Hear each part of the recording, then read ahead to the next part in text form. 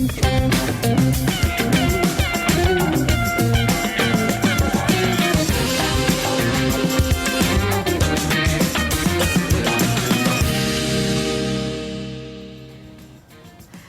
and good evening. I'm Melisa Idris. And I'm Sharaad Kuttan. Welcome to Consider This, the show where we want you to consider and then reconsider what you know of the news of the day. Today is the first day of the phase 4 of the MCO, and it began with a slight easing of restrictions. 2 people from the same household can now go out to purchase essential items. This must come as a relief, I'm sure, to many, especially to single parents. Anecdotally, I've heard of single mums and dads getting told off for bringing their children to the grocers, and some have really struggled without any support. So hopefully this brings some relief. Don't you think, Sharaad? Absolutely, and I think we're looking forward to a time when more relaxation happens, and that allows people to make choices for themselves, but also with the full knowledge of what it would mean to let their guard down and not consider all that they need to when they go out or when they are in more crowded spaces. I think that is something that, again, we hope that the public education dimension of this campaign really gets re-internalized, the idea of social distancing. Because it really does require the buy-in of the public. It's not just about enforcement of the MCO. We must really live this. I'm curious to know how both must be of the same family, living in the same residence, or whether you're going to have to prove that with some kind of address on your IC if you get stopped at a roadblock. Yeah, I mean, I'm hoping the police and the army personnel that are at roadblocks use their discretion. And also err on the side of generosity. I mean, if you are going to treat everybody as a suspect, as somebody potentially wanting to violate the rules of the MCO, then you only create the kind of conditions that will end up filling up those MCO prisons. And what's going to happen with that when the MCO ends? Well, today at the daily briefing, Director General of Health, Datuk Nur Hisham Abdullah, said that the government is now considering relaxing non-close contact exercise soon. And this is, of course, provided that we observe social distancing and there are no mass gatherings. So if you look at Singapore, even though there is what the government calls the circuit breaker, the lockdown, there is some kind of leeway. Joggers are still allowed to run, provided that they maintain about, I think, a 10-meter distance from other people. Perhaps now Malaysia is looking at those types of easing conditions. Yeah, so there's the government, whether the government is considering. The other thing is whether people are ready. And again, we come back to the same point. I mean, go to a park and you can congregate in spots in a park if you chose to do so. I mean, or you can, acting on the basis of some self-preservation and also what is good for your community, you then make those decisions for yourself. Right? And of course, I know that a lot of people will be wondering, when the gyms are going to be open.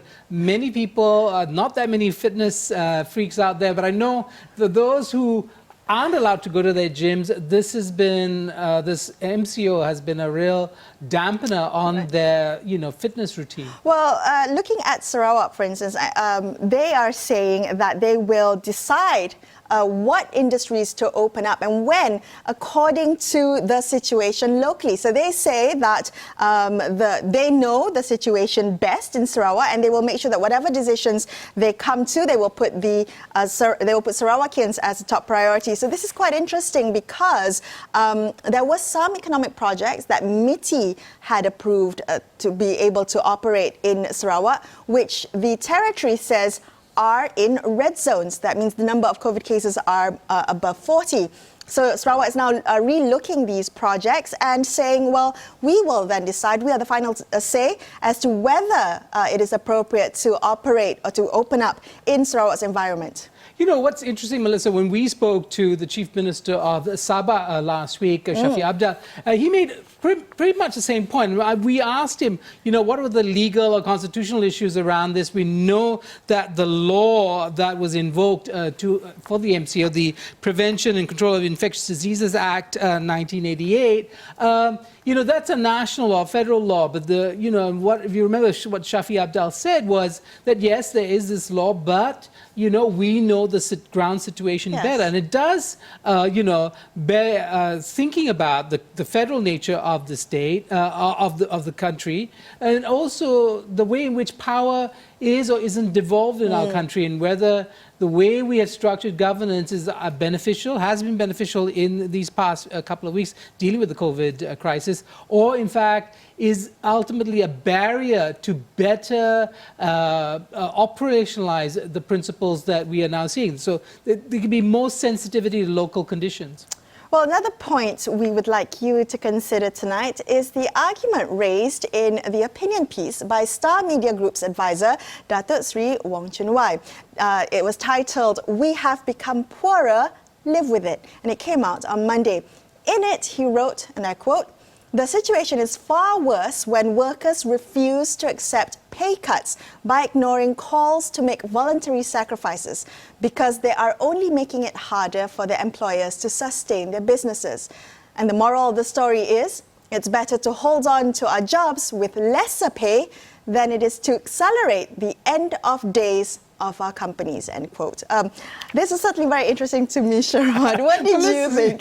Well, Melissa, it's always difficult to take advice from millionaires and billionaires. About pay cuts? About pay cuts or about tightening or living simpler lives. I mean, but that aside, I think Chun Wai does seem to have some important points to make, especially with which is what the bulk of our economy is run on. The small and medium-sized enterprises don't have the kind of wiggle room to perhaps, absorb the costs of the MCO or, in fact, the recession that is looming. I completely understand that. Perhaps, with the smaller, with SMEs, micro SMEs, it's more difficult to say don't take a pay cut. I get that, but I'm wondering whether this advice can be kind of applied across the board, particularly as that statement, the situation is made far worse when workers refuse to accept pay cuts by ignoring calls to make voluntary sacrifices. How do we digest this? I mean, who takes a pay cut? Are we looking at perhaps the top tier of management taking a more significant pay cut than the rest of the company? Perhaps if you look up and you see your bosses taking a significant pay cut, then you might then be a bit more well disposed to taking less money home every month yourself. We've had CEOs of big companies asking for bailouts or asking for public monies to be spent. The question people were asking, well, you made profits. The profits you took on for yourself. You build your big palatial homes. You live lavish lives.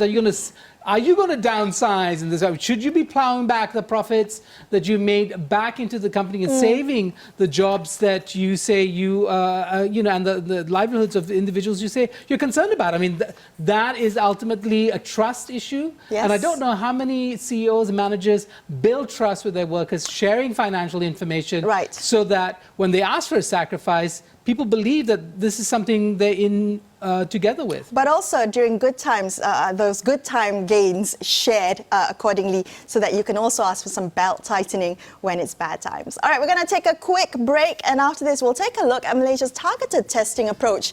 Can we lift the MCO and open up the economy without adopting mass testing? We'll speak to a public health medicine specialist in just a few minutes. Stay tuned.